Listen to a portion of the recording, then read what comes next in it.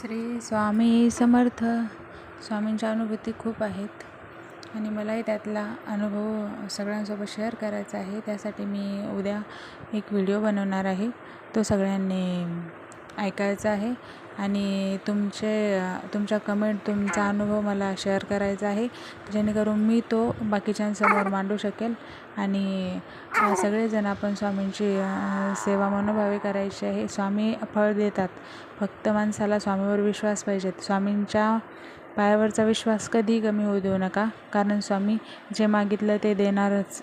आणि मलाही खूप दिलेलं आहे, खूप अडचणी आलेल्या आहेत, पण तरी पण स्वामींनी मला जे हवं आहे ते दिलेलं आहे. कारण त्यांनी खूप परीक्षा बघितली, पण मी स्वामींच्या पायावरचा विश्वास कधीही सोडला नाही आणि कधीही असं म्हटलं नाही की आता मी सेवा बंद करते. नाही, मी माझी सेवा,